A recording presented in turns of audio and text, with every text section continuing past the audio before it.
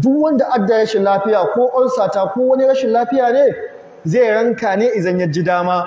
Mutane guda biyu ne kawai ke iya ciyarwa akan rashin lafiya.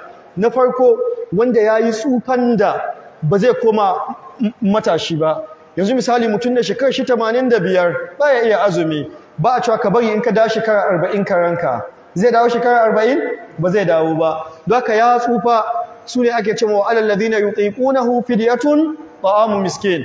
Ko kuma wanda rashin lafiya ta likitoci sun tabbata ba zai ji dama ba. Don haka ulcer gare ka an ji shekarar ka nawa, shekarar ka 25, shekarar ka 28, shekarar ka 32, likitoci za su ce ma ka daina cin yaji, ka daina shan mai, ka daina kaza, ka daina kaza, ka dinga shan magani zaka ji dama. Ko bayan shekara 3 ne in ka ji dama zaka maimaita azumin shekara 3 zaka ranka. Magana ciyarwa babu ta. Shekarar ka 51, shekarar ka 52, shekarar ka 45, ulcer gare ka.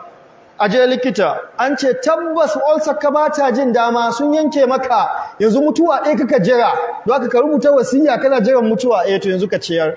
Amma an ce za ka ji dama in ka tsare magani kaza in ka yi kaza babu ciyarwa gare ka, ko ka ciyar in ka ji dama sai ka ranka, saboda ba ciyarwa ne akan ka ba, kaudi kai na ciyarwa. Yanzu mutane sun shiga ciyarwa da yawa, kawai mutum nan take sai ya ce ban da lafiya ciyarwa ne ke to ada ma rashin lafiya ba a ciyarwa an ba da lafiya. Allah ya faɗi rashin lafiya ya ce faman kana minkum maridan aw ala safarin, sai ce fa iddatun min ayyamin ukhra.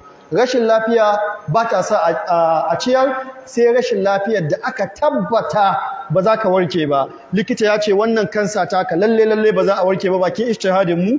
Likita ya ce wannan rashin lafiyar taka ulcer taka ba za a warke ba, to wannan kana da dama ka ciyar. Zaka mu ji tsoron Allah mu yi azumi. Baka bauta ma Allah cikin wannan watan da wani abu da yafi azumi ba, domin cikin wannan watan yan wajabta azumi, don haka cikin wannan watan ya kamata a ce kayi azumi. Faman shahida minkum ash-shahra bai da option illa guda falyasumhu.